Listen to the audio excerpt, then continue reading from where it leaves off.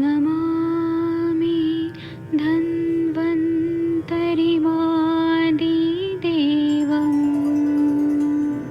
सुरासुरैर्वन्दितपादपद्मम् लोके जरामृत्युनाशम्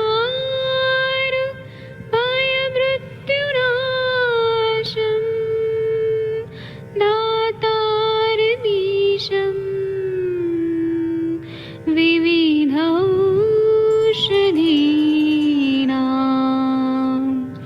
शङ्खं चक्रं जलौकां दधतं मृतघटं चारुतोर्भिश्चतुर्भिः सूक्ष्मस्वच्छादिरुद्यं शुकपरिविलसन्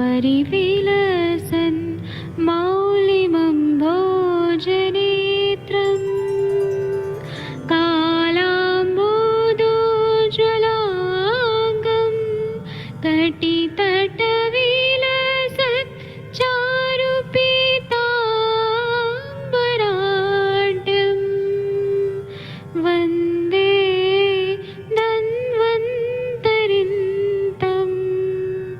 निखिलगदमिव प्रौढदावाग्निनीलम्।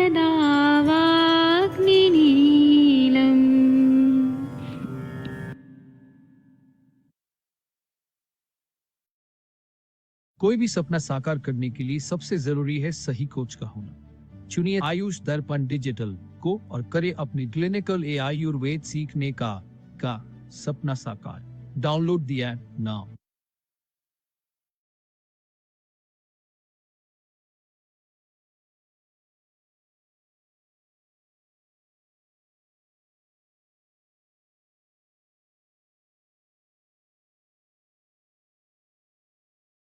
वैद पाठक आप सभी लोग का स्वागत करता हूँ। सभी लोग को कोटि कोटि प्रणाम करता हूँ।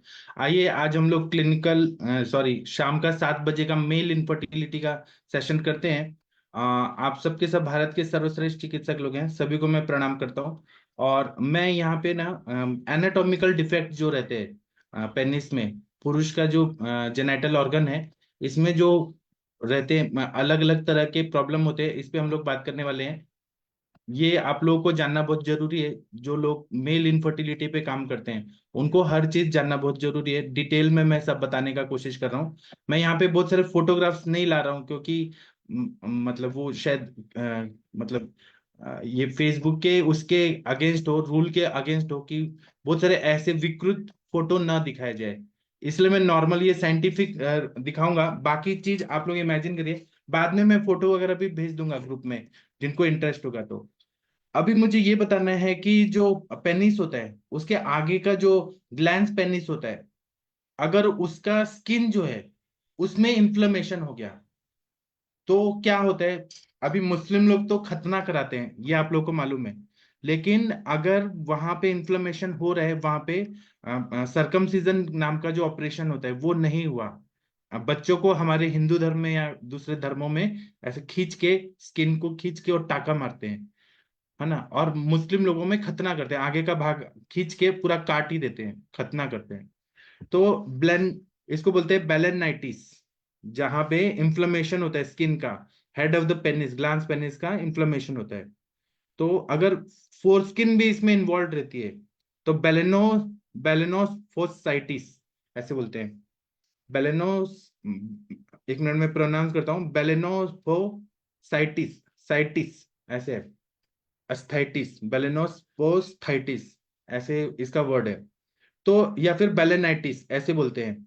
तो ये अनसर्कमसाइज्ड मेल्स होते हैं, उनमें ये पाया जाता है। वहां पे अगर अनहाइजीनिक कंडीशन है तो मुस्लिम लोग जो हैं, इस्लाम में ऐसा माना जाता है कि वहां पे इन्फ्लेमेशन हो जाता है, वो ना हो इसलिए खतना कराया जाता है। पुअर हाइजीन अगर रहा वहां पे, वो एरिया में रहा, ग्लैंस पेनिस के ऊपर आगे पीछे सब जगह रहा, तो बैक्टीरिया का इन्फेक्शन हुआ, या स्किन और स्वेट वहां पे अगर खराब हो रहा है, फोर स्किन का पसीना अगर आ रहा है वहां पे खराब हो रहा है, या फिर डायबिटीज मेलाइटस भी एक कारण होता है जिसकी वजह से स्किन खराब होता है। और पुअर हाइजीन भी रहता है, स्किन को साफ नहीं कर रहे हैं वहां पे। अगर आप लोग देखेंगे किसी को भी, तो वहां पे एक वाइट लेयर आ जाती है जो मांस का मल होता है,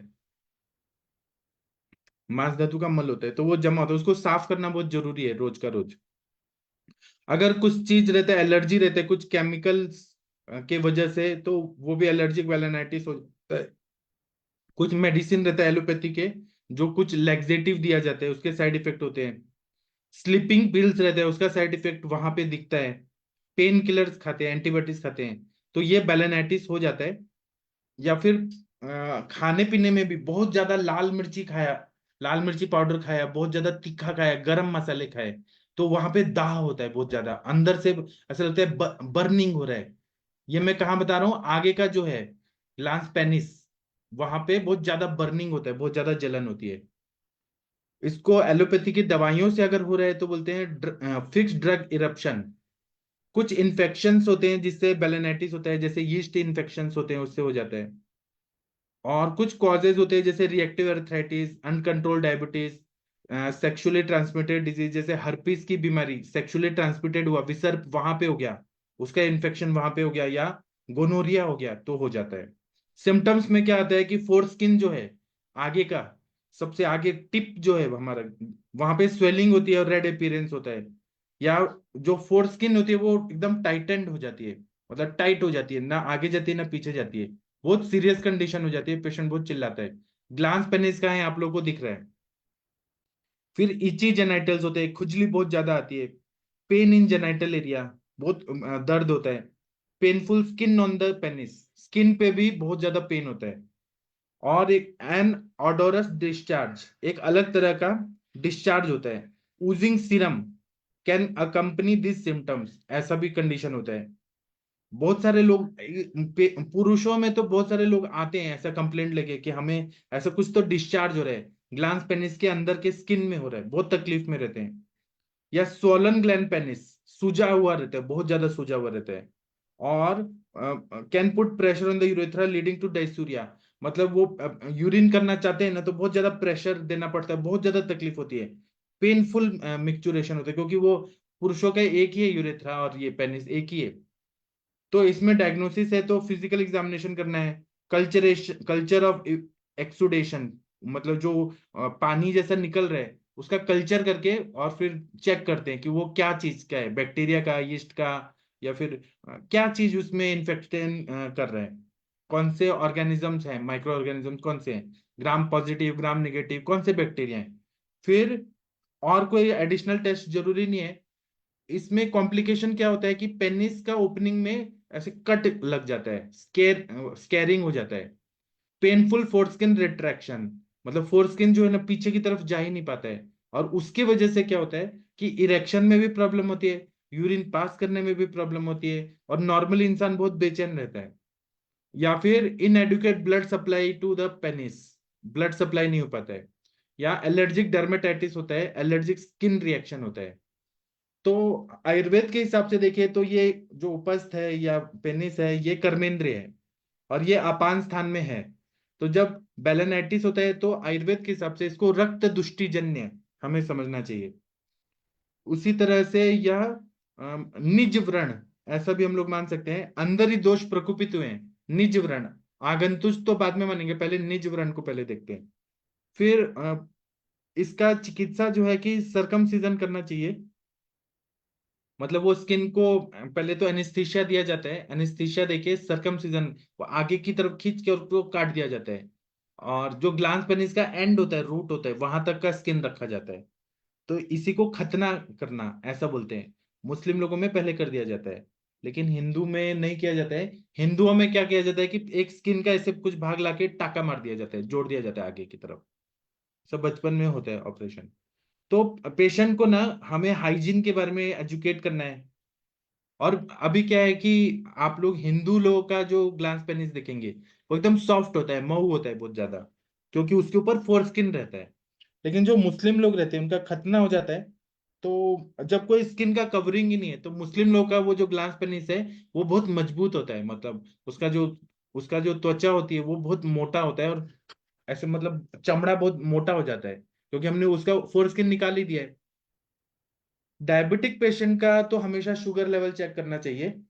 और लाइन ऑफ ट्रीटमेंट क्या है? अगर ऐसे बेलेनाइटिस करके बीमारी हो रही है, ये मॉडर्न टर्म है, हम लोग ये बोलेंगे कि मेड्र का पाक हो रहा है, वहां पे पाक हो रहा है, कफ से, वात से, पित्त से, ऐसे हम लोग पाक बोलेंगे।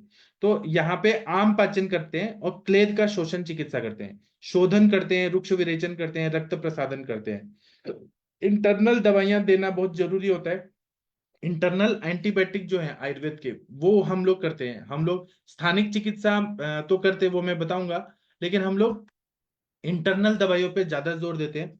तो इसमें हम काढ़े ओढ़े देते हैं, गुडुच्ची कषाय, शोणित अमृता कषायम, त्रयंत्यादि कषायम, त्रिकंटक कषायम, वज्रक कषायम, महामंजिष्टादि कषायम, निम्बादि कषायम, पुनर्नवादि कषायम, गुगुल तिक्ता कषायम। ये एंटीबायोटिक है, काढ़े के रूप में देते हैं। तो इसी तरह से हम लोग आम पाचन करना है, शोथ को, क्लेद को कम करना है, वृक्ष चिकित्सा करना है, क्योंकि वहां पे क्लेद आ रहे हैं। तो हम लोग सुदर्शन घनवटी, कांचनार गुगुल, त्रिफला गुगुल, गुगुल पंचफल चूर्ण टैबलेट, आरोग्यवर्धिनी बटी, ये सब देते हैं। इसी तरह से आसावरिश देते हैं। ये निज व्रण है, तो इसीलिए आसावरिश देना है कि आम का पचन हो, और जो भी शोथ और क्लेद करने की जो संप्राप्ति पेट से शुरू हुई है, मतलब ग्रहणी से शुरू हुई है, वो वहां तक से ठीक हो जाए। जैसे कि अगर बाढ़ है, तो हमने बांध बना दिया, तो बाढ़ वहां आगे जाएगा ही नहीं, पानी रुक जाएगा, तो वो बाग सूख जाएगा। वैसे हमने ग्रहणी की चिकित्सा किया, तो वो का अपने आप इन्फेक्शन सब सूख जाएगा। तो अमृता रिष्ट है, आरगवदा रिष्ट है, आरगवदा रिष्ट से स्तनसन कार्यों के पेट साफ होता है। फिर निम्न अमृतासवम है, पित्त का शमन करना है, तो परपट्टा का आद्यासव है, निम्न अमृतासवम है, खदिरा रिष्ट है। इसी तरह से कुछ रसौषधियां जो है, जैसे गोनोरिया जैसे कंडीशन है, सिफिलिस हुआ है, तो वहां पे सादी दवाई काम नहीं करेगी, उसमें रस माणिक्य 100 mg सुबह शाम शहद और घी के साथ विषम मात्रा में दें। फिर कषाय में त्रिफलादि कषाय, नल पर मरादी कषाय, ये देते हैं। एक्सटर्नल एप्लीकेशन के लिए हम लोग जात्यादि घृत देते हैं, वहां का साफ सफाई करके, पूरा अच्छे से क्लीन करके, जात्यादि घृत, शब्दोद्घृत, महातिक्ता घृत, फिर दारू हरिद्रा से सिद्ध तेल, वो लगाते हैं, बहुत अच्छा फायदा होता है। और यूरिन अच्छे से नहीं हो रहा है, तो हम लोग गोक्षुर शतावरी का काढ़ा देते हैं। हिम कल्पना देते, तृण पंचमूल का हिम कल्पना देते हैं। हिम कल्पना मतलब उसको रात भर भिगो के रखते हैं और सुबह छान के वो पी लेते हैं। वीर तरादि गण का जो द्रव्य है, वो सब मूत्रल है, वो देते हैं। बृहत्यादि गण के द्रव्यों का हिम देते हैं। इसी तरह से हम लोग गुगुल तिक्त घृतम देते हैं। तो ये हो गया बैलेनाइटिस, जो ग्लैंस पेनिस में इंफेक्शन की वजह से होता है। मैं इसका आप लोगों को ये है मतलब ये दिखा नहीं रहा हूं कि वो कुछ ऐसा होता है कि वो एडल्ट्री में ना जाए। जो हमारा ये क्लास है ना, वो साइंटिफिक होना चाहिए। एक होता है प्रियापिज्म। इसमें क्या होता है कि प्रियापिज्म का नाम का बीमारी है, जिसमें इरेक्शन जो रहता है वो प्रोलॉन्ग रहता है, परसिस्टेंट रहता है, बिना सेक्सुअल स्टिमुलेशन के ही। इंसान को कुछ मन में ऐसा भावना नहीं है, लेकिन उसका इरेक्ट ही है, कंटिन्यू इरेक्ट है, 24 आवर्स इरेक्ट है। तो ये कंडीशन जो रहती है, बिना सेक्सुअल अराउजल के इरेक्शन हो रहा है, अति अति सर्वत्र वर्जित। वहां पे तो हीन है कि मतलब इरेक्शन नहीं हो रहा था, यहाँ पे तो अति हो रहा है और अनावश्यक हो रहा है, मिथ्या हो रहा है, मतलब जरूरत नहीं है तब भी इरेक्शन हो रहा है। तो ये पेनफुल रहता है बहुत ज्यादा। और परसिस्टेंट इरेक्शन जो होता है प्रियापिज्म में, ये मेंटेन क्यों रहता है कि ब्लड जो होता है पेनाइल शाफ्ट में कंटिन्यू आते रहते हैं, लेकिन वो ड्रेन नहीं होता है, मतलब पीछे की तरफ नहीं जा रहा है, वो आगे की तरफ प्रेशर देके आ रहा है। तो जो शेफ्ट है, शेफ्ट मतलब ग्लैंड पेनिस के पीछे का जो भाग है, वो पूरा शेफ्ट होता है, वो पूरी तरह से हार्ड होता है। और जो टिप ऑफ द पेनिस है वो सॉफ्ट है। आगे का ग्लैंड पेनिस है वो सॉफ्ट रहता है, लेकिन पीछे का पूरा जो शेफ्ट एरिया है वो पूरा हार्ड रहता है। तो ये मेडिकल इमरजेंसी माना जाता है, क्योंकि अगर इसकी चिकित्सा नहीं किया जाए तो इम्पोटेंस कर देगा, या सेक्सुअल डिसफंक्शन कर देगा, या पेनाइल इन्फेक्शन कर देगा। इसका कारण क्या है? तो ऐसा पाया जाता है कि ल्यूकेमिया नाम की जो बीमारी रहती है, जिसमें डब्ल्यूबीसी बहुत ज्यादा बढ़ रहे हैं, इतना ज्यादा बढ़ रहे हैं, लैक्स में चले गए। हमें 11,000 पर क्यूबिक एमएम तक ही चाहिए होता है मैक्सिमम। अगर उससे ज्यादा हुआ तो इन्फेक्शन होता है, सेप्टिसिमिया में पेशेंट जाता है, तो एंटीबायोटिक चलाते हैं। लेकिन ल्यूकेमिया में डब्ल्यूबीसी इतना ज्यादा बढ़ते हैं, 50,000 क्रॉस करते हैं, 70,000, 1 लाख तक डब्ल्यूबीसी करते हैं, तो वो ब्लड कैंसर होता है। तो उसके वजह से हो सकता है, या फिर सिकल सेल एनीमिया या सिकल सेल से जो होने वाली बीमारियां हैं, जहाँ पे आरबीसी जो है वो विकृत रूप में है, सिकल टाइप में है, या फिर मेलिग्नेंसी जो रहता है कैंसर, उसमें ये प्रॉब्लम होती है। प्रियापिज्म मतलब उसमें पूरा शेफ्ट है ना इरेक्ट है, वो ज्यादा, बहुत ज्यादा इरेक्ट है। या फिर ट्रॉमा भी कारण होता है, जिसमें पेनिस में डायरेक्ट ट्रॉमा हो गया, पेल्विस में हो गया, पेरिनियम में हो गया, या स्पाइनल कॉर्ड इंजरीज में होता है। बहुत सारे स्पाइनल कॉर्ड इंजरी रहता है ना, कमर पे झटके लगे, तो उससे ना जो ऑटोनोमिक नर्वस सिस्टम है या स्पाइनल नर्व्स है, प्लेक्सस है, उसमें कुछ ना कुछ इंजरी हो जाती है। उसमें ऐसा देखने को मिलता है। और मैंने देखा है बहुत सारे पेशेंट में जिनको मतलब बहुत जोर से रोड एक्सीडेंट हुआ था और लंबर वर्टिब्रा टूट फूट गया था, अंदर चकनाचूर हो गया था, और उनको फिर ये पेनिस इरेक्ट ही रहता था बहुत ज्यादा। तो इसमें चिकित्सा क्या दिया जाता है? नहीं, और कुछ चिकित्सा तो हम बताएंगे, लेकिन पहले हम और पढ़ते हैं। कुछ मेडिसिन का साइड इफेक्ट भी होता है, और ऐसे भी मैंने पेशेंट देखे हैं, जैसे जो एंटी डिप्रेसेंट दवाई खा रहे हैं, जैसे ट्राइजोडोन, डाइसरेल करके एक दवाई आती है जो डिप्रेशन निकालती है, डिप्रेशन को कम करती है, इंसान को मंद कर देती है, उसमें ये उसका साइड इफेक्ट दिखता है। या एंटी साइकोटिक ड्रग्स, ये मैंने जहाँ पे मैं पागल लोगों के असाइलम में जाता था ना, या फिर मेंटल रिहेबिलिटेशन सेंटर, वहां पे मैंने देखा था कि ऐसे कंडीशन रहती थी।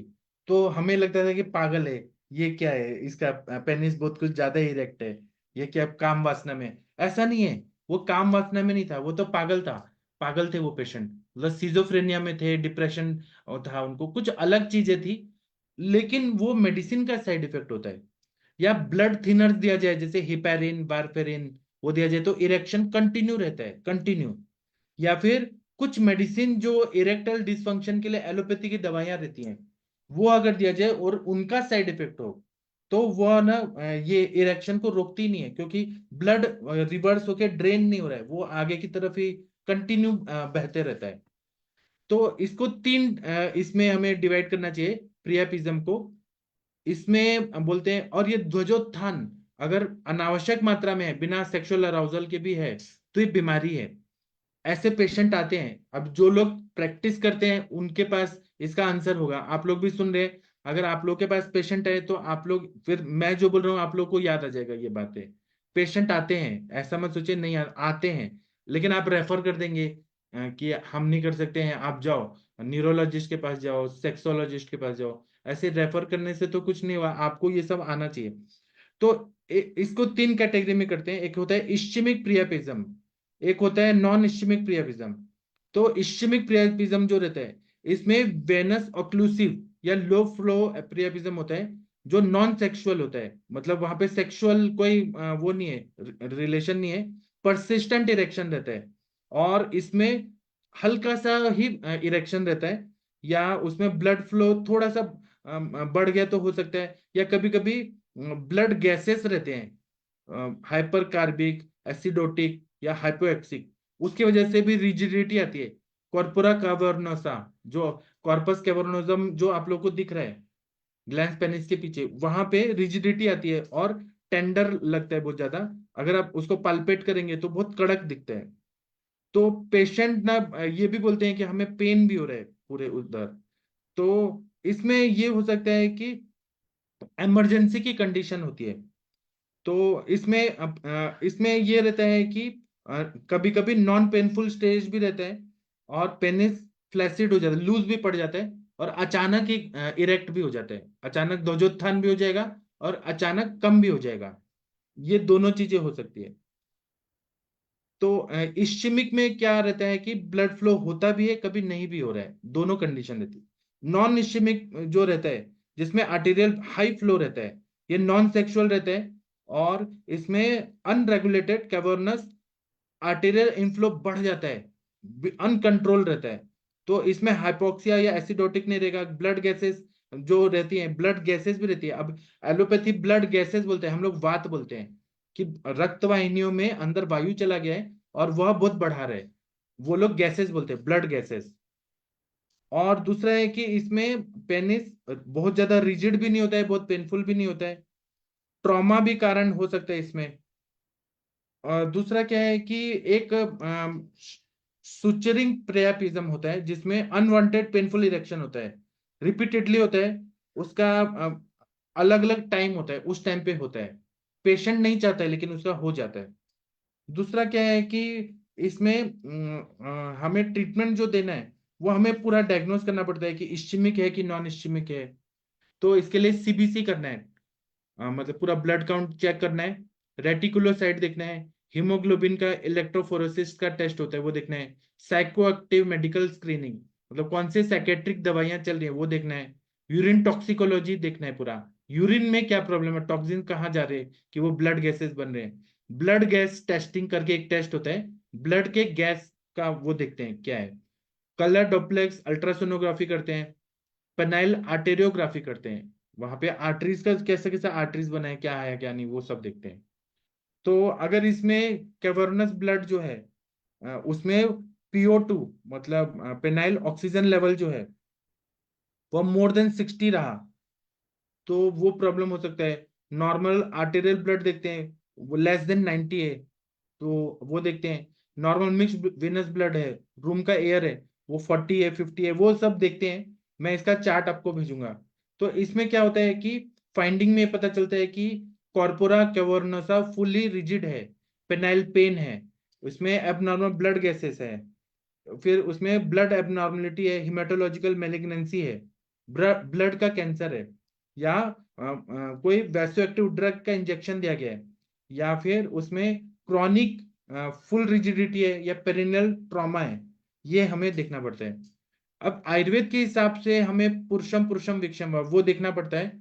तो हम लोग क्या करते हैं कि इसमें शीर बस्ती देते हैं हम लोग, और हम लोग आयुर्वेद के हिसाब से अगर वहां पे वायु भी है और रक्त भी है, मतलब वातरक्त नाम की व्याधि जो है, जैसे पैर की उंगलियों में वातरक्त हो जाता है, वैसे ही यहाँ पर भी वातरक्त जैसी संप्राप्ति है। रक्त और वायु ने एक दूसरे को आवरण करके वो एरिया में जाके स्थान संचय कर दिया है। तो रक्तावृत वात हो सकता है या वातरक्त हो सकता है, तो इसमें शीर युक्त विरेचन देना है। मतलब आप त्रिवित को सिद्ध करिए दूध में और उसका विरेचन दीजिए। दूध इसलिए यूज करना है कि वो शुक्र को भी बढ़ाए और शुक्र का क्षय ना हो, वो स्थान को हमें प्रोटेक्ट करना है, इसलिए शीर युक्त विरेचन देते हैं। शीर बस्ती, तिक्तक शीर बस्ती देते हैं, या फिर जो वृक्ष बस्तियां होती है दूध में पका के वो बस्तियां देते हैं, जैसे अश्वगंधा है, विदारी है, मुसली है, ये कपिकच्चू है, शुंठी है, गोक्षुर है, इन सब का हम लोग दूध में पका के बस्ती देते हैं। तीक्ष्ण विरेचन नहीं देना है। अगर हमने तीक्ष्ण विरेचन दिया यहाँ पे तो वायु और प्रकोपित होगा और वो वायु और ज्यादा तकलीफ देगा, इसलिए शीर युक्त विरेचन या घृत विरेचन या तिक्तक शीर बस्ती ऐसे देना है। तो और इसमें और क्या दे सकते हैं, तो कोकिलाक्ष कषाय, वातरक्त का चिकित्सा पूरा यहाँ पे अप्लाई करना है। कोकिलाक्ष कषाय, मंजिष्टादि कषाय, महातिक्तक कषाय, तिक्तक कषाय, शोणित अमृता कषाय, शतावरादि कषाय। उसी तरह से गुलिकाओं में चंद्र प्रभावटी, शिवा गुलिका, कैशोर गुगुल, सारा वातरक्त की चिकित्सा है। गोक्षुरादि गुगुल, अमृता गुगुल, त्रिफला गुगुल, च्यवन प्राशवले, ब्राह्म रसायन, ये देना है। और ये रिकरेंट हो रहा है तो हमें यहाँ पे देखना है कि कफावृत वात है क्या। कफावृत वात की वजह से कभी कभी स्तंभता आती है, स्तंभ। तो इसलिए हमें क्या करना है, हमें किंचित उष्ण तीक्ष्ण स्त्रोत शोधन करने वाले स्तंभ हरण चिकित्सा देना है। और यहाँ पे हमें और भी चिकित्सा देखना है कि उदावर्त है क्या, अर्श का भी हिस्ट्री है क्या, गुल्म है क्या, उरुस्तंभ है क्या, उसके कॉम्प्लिकेशन में वायु प्रकुपित होके विमार्गमन होके विलुमित होके विगुणित होके वो वहां पे जा रहे हैं क्या। अर्श की वजह से अगर पेट साफ नहीं हो रहा है तो अपान वायु वहां पे घुस जाएगा, अगर उदावर्त है तो वहां चला जाएगा, गुल्म है तो वहां जाएगा, उरुस्तंभ है तो जाएगा। तो इसमें सुकुमार कषाय, वरुणादि कषाय, कस्तूरी आदि गुलिका, गोमूत्र पीना बहुत अच्छा फायदा करता है। गोमूत्र में क्षार रहता है तो वो जो भी मल और आम जिसकी वजह से स्त्रोतरुद्र है उसको छिन्न छिन्न करके निकाल देता है। गोमूत्र विरेचन करता है, दुग्धम च मूत्रम च विरेचनानि। गोमूत्र 5 ml रोज पिएंगे, उससे फायदा होता है। इसी तरह से तांबुल रसायनम, पिपली रसायनम, अवगाहन, मतलब पेशेंट को ऐसे कमर तक डुबा के रखना है, गर्म पानी में बिठा देना है, टब में गर्म पानी में, अवगाहन स्वेद। इसी तरह से मात्रा बस्ती, पिपल्यादि तेल। अगर स्तंभ है तो स्तंभ जैसे मतलब कफावृत वात है, अब आप बहुत सारे पेशेंट देखेंगे तब आपको पता चलेगा कि कफावृत वात है कि वातरक्त जैसी संप्राप्ति है, दो तरह का होता है। इसी तरह से एक पेशेंट मेरे पास है, एक और बीमारी होता है पायोरोनिस डिजीज, जिसमें जो पेनिस होता है ना उसका कर्वेचर ऐसे हो जाता है, मतलब वो पूरा टेढ़ा हो जाता है। अभी यहाँ मेरे ग्रुप में भेजने का मुझे परमिशन देंगे कि नहीं, वो कुछ ऐसे ये ना हो जाए। मेरे पास फोटो है, एक मुस्लिम पेशेंट थे, उनका पूरा ऊपर से नीचे ना एकदम कर्वेचर हो गया था। जिसको देखना है ना, वो अगर सीखना है तो सीखने के पर्पज से मुझे पर्सनली मैसेज करिए, मैं वो भेजूंगा कि पेनिस कैसे कर्व हो जाता है, तो किस तरह से अजीब होता है। मतलब वो इरेक्ट तो हो ही नहीं पाएगा, एकदम ऐसे राउंड शेप में हो जाता है, आगे से ऐसे पूरा राउंड होता है। तो इसमें क्या होता है कि कोई इंजुरी की वजह से ये बीमारी होती है, कर्वेचर ऑफ द पेनिस। जैसे कि अगर कैथेटर डाल रहे हैं, उसके वजह से कोई अंदर इंजरी हो गया, या फिर फोर्सफुल बेंडिंग हो गया इंटरकोर्स के समय में, मतलब वो करते टाइम ना, या तो उसकी पार्टनर ने जोर से गोल घुमा दिया, या उसने खुद ही गोल घुमा दिया, उसकी वजह से इंजरी हो जाती है।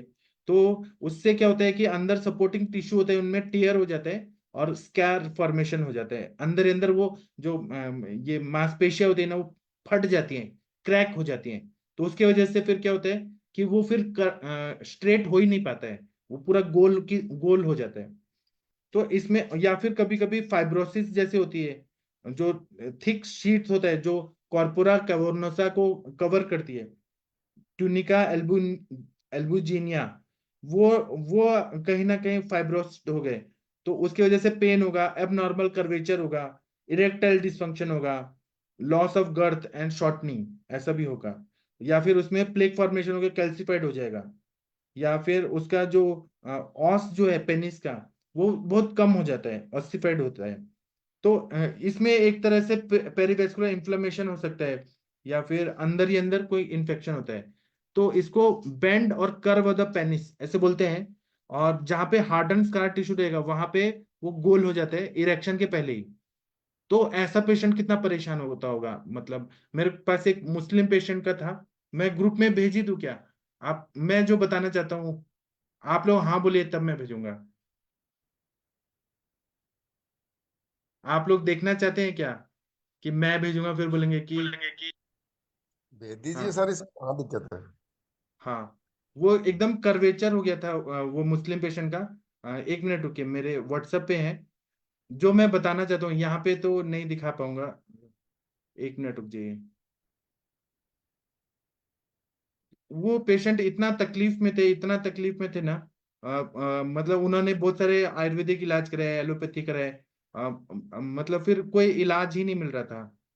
तो मैंने उनको दवाई भेजा है, और उन्होंने कहा कि आपकी दवाई से मेरा ठीक हो गया, मैंने 3 महीना में उनको पूरा ठीक कर दिया।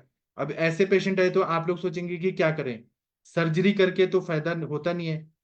हाँ, आप लोग तब तक कुछ बात करिए ऐसे पेशेंट के बारे में, या कुछ कुछ और पेशेंट के बारे में। महेंद्र सर आप या अभय सर आप कुछ बोलिए, तब तक मैं निकाल के देखता हूँ, मेरे व्हाट्सएप पे है, मैं 2 मिनट मुझे टाइम चाहिए।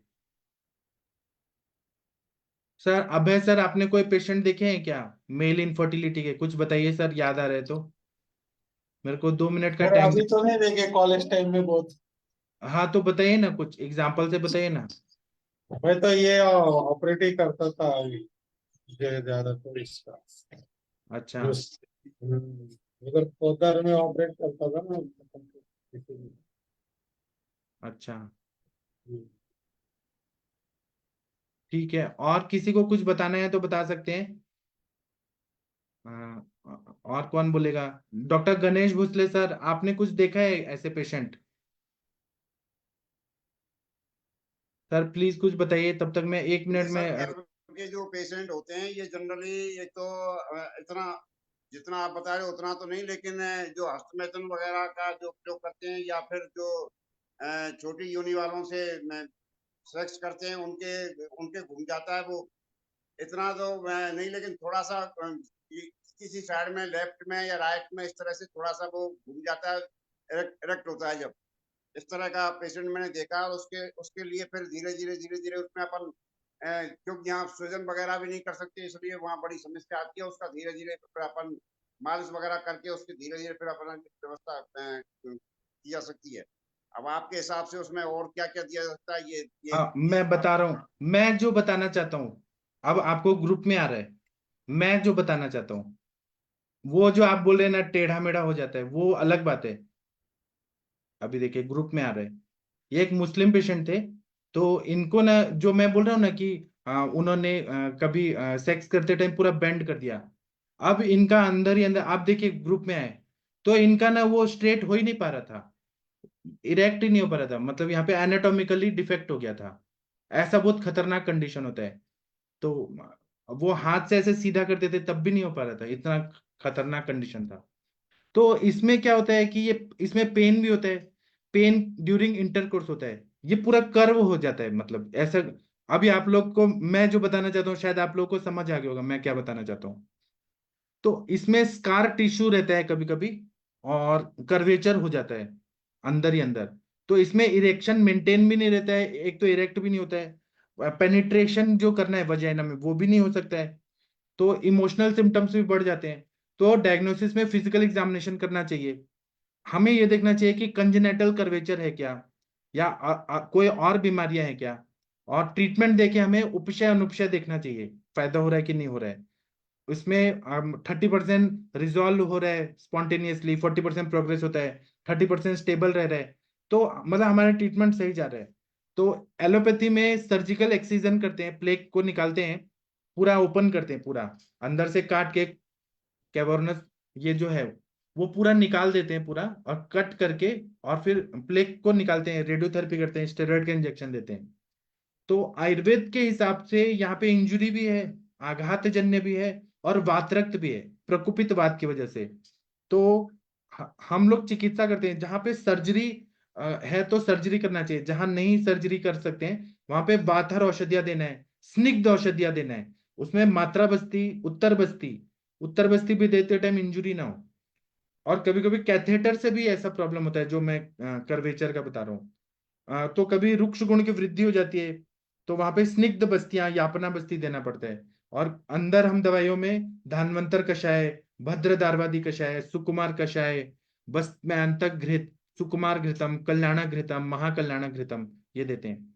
और कभी कभी हमें धन्वंतर शीर कषाय, शीर पाक देना पड़ता है, हपुषादी यापना बस्ती, नस से देना पड़ता है शीरबला तेल का, शिरोधारा, धन्वंतर तेल, लाक्षादी तेल, लाक्षा का बहुत ज्यादा इंपॉर्टेंट रोल रहता है। कर्वेचर जैसे अगर ऐसे हो गया है तो लाक्षादी तेल का मात्रा बस्ती दिया तो, और ऊपर से लगाने को भी दिया तो वो हील करता है। शीरबला तेल, नारायण तेल।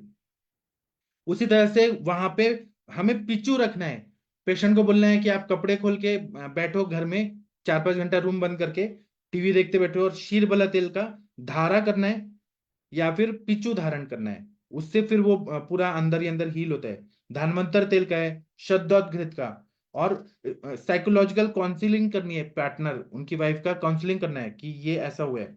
इसी तरह से अल्ट्रासोनोग्राम करके होता है, इसका पेनिस का अल्ट्रासोनोग्राफी नहीं, सोनोग्राम। उसमें सीवियर प्लेक अगर पाया जाए तो वरुण आदि कषाय देते हैं, षडधरण चूर्ण देते हैं, नवक गुगुल देते हैं। इसी तरह से एक कंडीशन और होती है, स्मॉल पेनिस, उसका भी मैं एक फोटो भेजता हूँ। मेरे पास ना ऐसे पेशेंट आते रहते हैं, तो आप लोग को मैं सिखाने के पर्पज से बता रहा हूँ। तो स्मॉल पेनिस रहता है तो उसके लिए डॉक्टर लोग क्या करते हैं, बहुत सारे, मतलब डॉक्टर ना होके भी लोग ना बहुत सारा तेल वेल देते रहते हैं। और शुक्र रोग का एक निदान बताया है। तो शुक्र रोग में कुछ ऐसे घास होते हैं, उसका तेल लगा के या स्वरस लेके और लोग यूज करते थे बढ़ाने के लिए। जितना वो बढ़ेगा उतना फिर वो, मतलब सेक्सुअली वो बहुत अच्छा रहता है, ऐसा माना जाता है काम शास्त्र में। वात्सायन के जो काम सूत्र है ना, उसमें उसका वर्णन है, बहुत सारे लेपों का वर्णन है। तो ऐसा आप अभी मैं जो फोटो भेज रहा हूँ ना, उसमें वो पेशेंट का फुल इरेक्शन में देखिए कितना होता था, फुल इरेक्शन में उसका पेनिस का साइज देखिए। उसका इस वजह से डिवोर्स हो गया। ऐसे भी पेशेंट आते हैं, देखिए स्मॉल पेनिस, फुल इरेक्शन में कितना साइज कम है, ऐसे भी पेशेंट आते हैं। इसका भी मैं चिकित्सा बताऊंगा, ठीक है। और एक होता है एपिडिडाइमाइटिस। तो इसमें क्या होता है कि डिस्कम्फर्ट पेन होता है, एपिडिडाइमिस जो रहता है, वो क्या रहता है आपको मैं दिखाता हूँ। एनाटॉमिकल डिफेक्ट रहता है ये।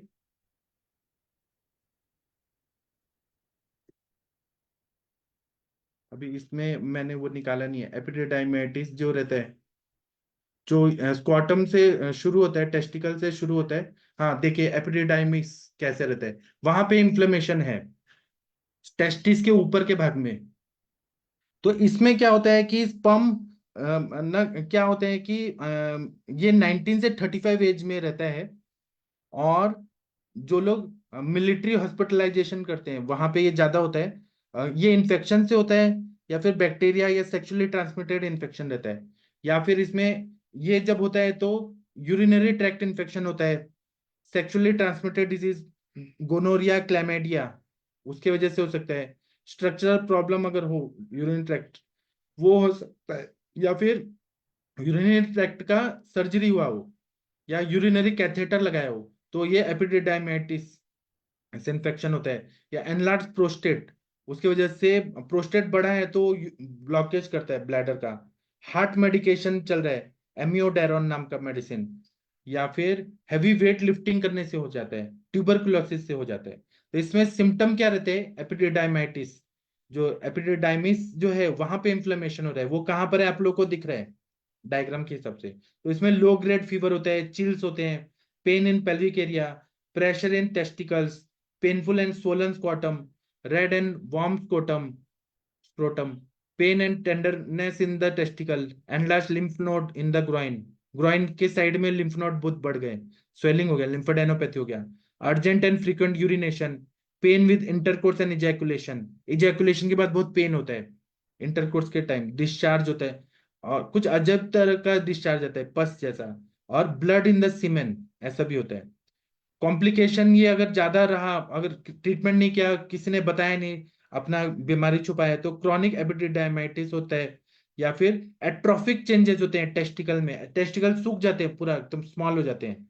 या एबनॉर्मल पैसेज स्क्वाटम में हो सकता है, फिस्चुला हो जाएगा, फिस्चुला मतलब भगंदर टाइप, वहां पे छेद हो जाएगा स्क्वाटम में, वहां से पानी निकलने लगेगा स्क्वाटम से। या टेस्टिकुलर इन्फेक्शन होगा, टेस्टिकुलर टिश्यू है ना उनका डेथ होने लगता है, इन्फेक्शन होने लगता है। या इनफर्टिलिटी तो होता ही है, तो इसमें फिजिकल एग्जामिनेशन करके देखना है, सीबीसी देखना है, यूरिन एनालिसिस, यूएसजी। तो ये वृषण का शोफ है, एपिडिडाइमाइटिस जो है ना, ये वहां का वृषण शोथ जो बोलते हैं वो होता है। तो इसमें तीक्ष्ण रस के शोफग्न औषधियां देते हैं। और कुछ काढ़े वड़े बताता हूँ, गुड़ुच्यादि कषाय, वीर तरवादी गण के कषाय, तृण पंचमूल कषाय, ये जितने भी दवाइयां हैं ना वो सब इन्फेक्शन को ठीक करती हैं। बृहत्यादि कषाय, पुनर्नवादि कषाय, पथ्य पुनर्नवादि कषाय, तृण पंचमूल कषाय, सुदर्शन चूर्ण, निशामलकी चूर्ण, चंद्रप्रभावटी, गोक्षुरादि गुगुल, कर्पूर शिलाजित, आम्लकी लेहम, त्रिवित लेहम, फिर बस्त्यास्मांतक घृतम, फिर घी में वीर तरवादी गण के घृतम, त्रयंतका, त्रिकंटक घृतम मतलब गोक्षुरादि घृतम, शतावरी घृतम, महातिक्त घृतम, त्रिवंग भस्म, अवगाह श्वेत देते हैं। और अमृता षडंग कषायम, सुदर्शन बटी, परपट्टकाद्यासवम, सुदर्शनासवम, आरगवदादि घन कषायम। फिर वहां पे लेप करते हैं जो शोथग्न हो, जैसे कि हम लोग शोथग्न गण के जो द्रव्य हैं पुनर्नवा वगैरह, उसका हम लेप लगाते हैं। या त्रिफला जो है या फिर दशांग अगध है, ये सब द्रव्यों का लेप लगाते हैं तो वो काफी तक वो ठीक हो जाते हैं। एक होता है टेस्टिकल का इन्फ्लेमेशन, ऑर्काइटिस, ये बैक्टीरियल या वायरल हो सकता है। इसमें एक एक टेस्टिकल का इन्फेक्शन होगा या दोनों का हो सकता है। तो जिनको मम्स हुआ है उनको ये होने, या हिस्ट्री में मम्स हुआ है उनको ये जल्दी होता है। जिनको गोनोरिया, क्लैमेडिया करके बैक्टीरियल इन्फेक्शन है उन, या फिर एपिडिडाइमाइटिस है, उनको भी ऑर्काइटिस हो जाता है।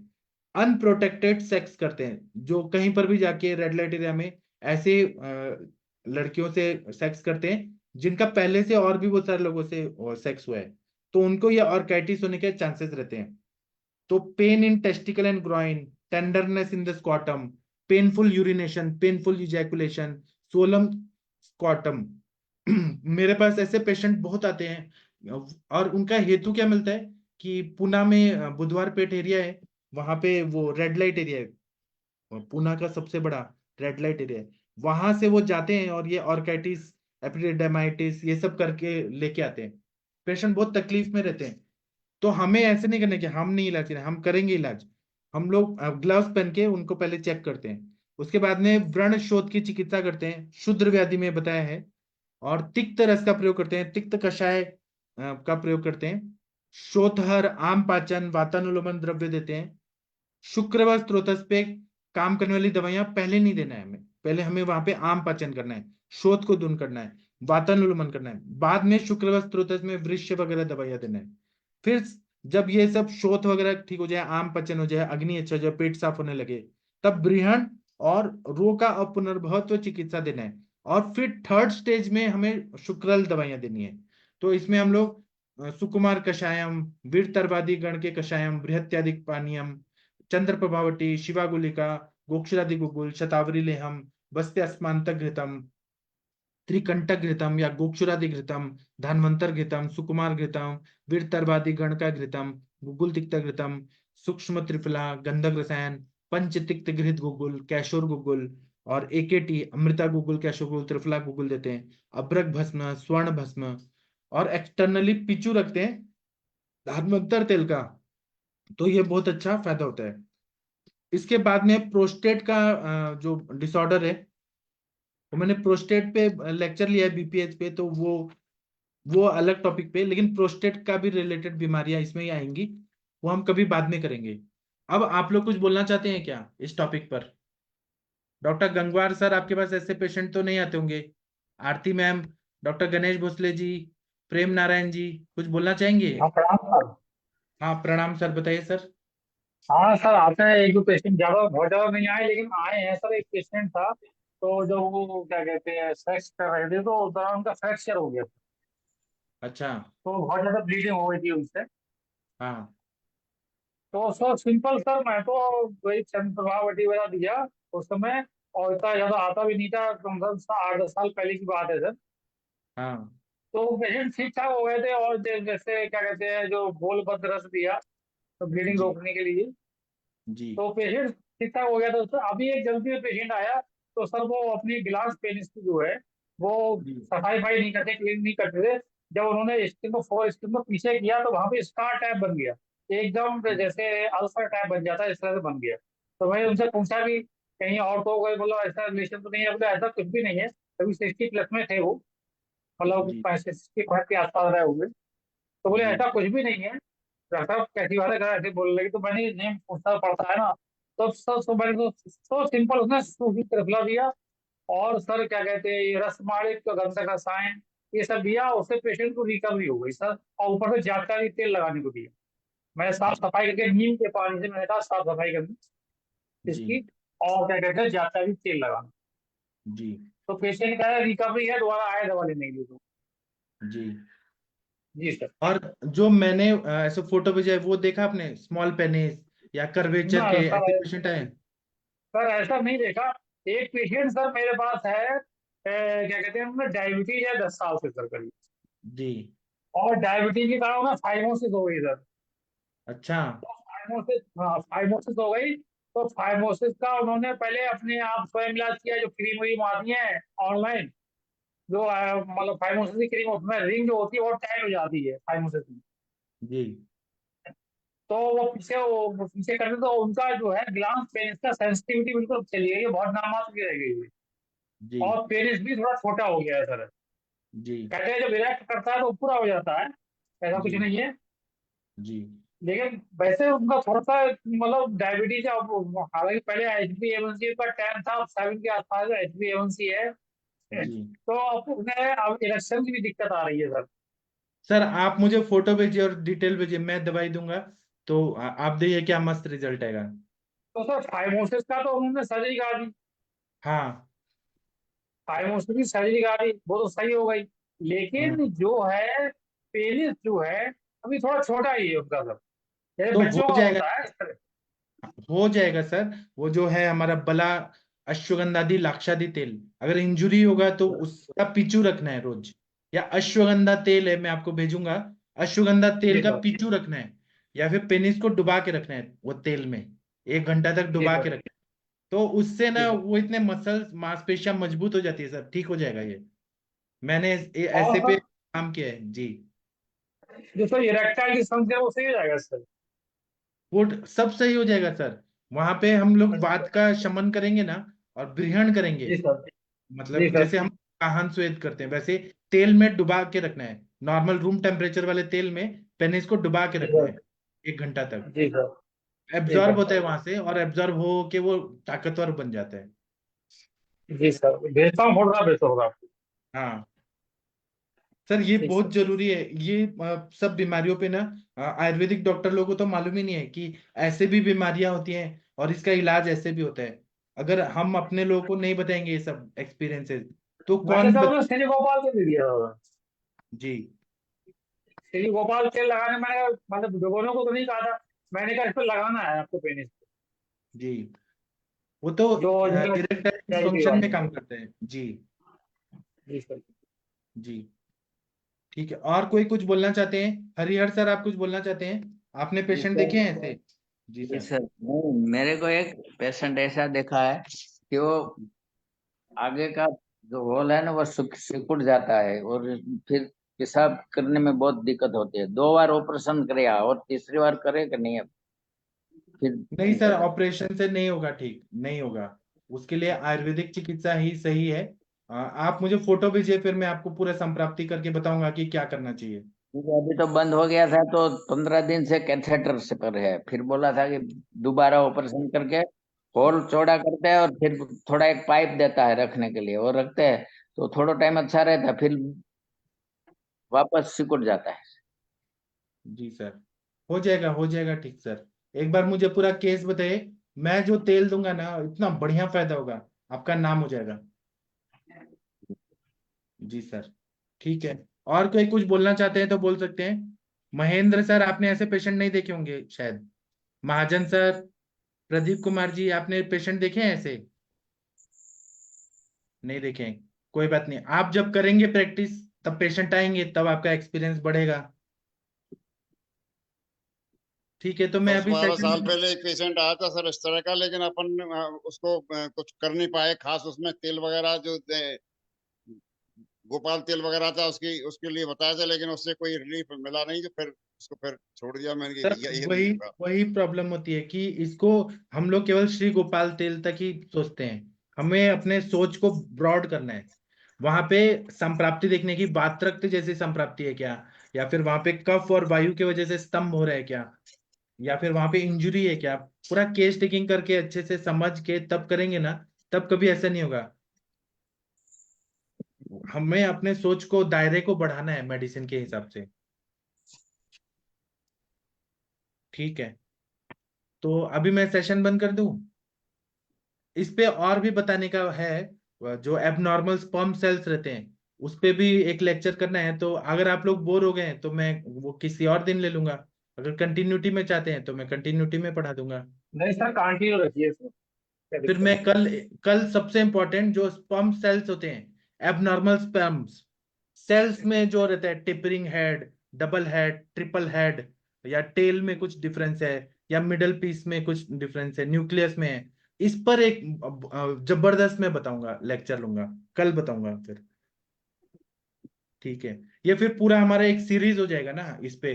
मतलब क्या है, जी सर। गैनेकोलॉजी में तो हम लोग को पूरा साल भर लगता है पढ़ने में। मेल्स का भी पढ़ने के लिए पूरा डिटेल में चाहिए, टाइम देना चाहिए। ठीक है, तो मैं कल करूंगा। अभी 8 बजने वाले हैं, मैं सेशन बंद करता हूँ। अब हम 9 बजे मिलेंगे। डॉक्टर VM महाजन सर, आप कोई पेशेंट को लेके आने वाले हैं केस टेकिंग के लिए, तो आप जी 9 बजे सर। ये लिंक दे दीजिएगा, 9 बजे वाला। मैं ग्रुप में अभी डाल देता हूँ। हाँ सर, आज वो भी आने वाले हैं किडनी वाला, तो उसको बुला लो सर। हाँ, ला दीजिए, 9 बजे हम केस टेकिंग करेंगे। जी सर, तो और आइए। आप महाजन सर के भी पेशेंट को देखेंगे। ठीक है, तो मैं अभी सेशन बंद करता हूँ। थैंक यू, प्रणाम सभी लोगों को। फिर मिलते हैं, थैंक यू।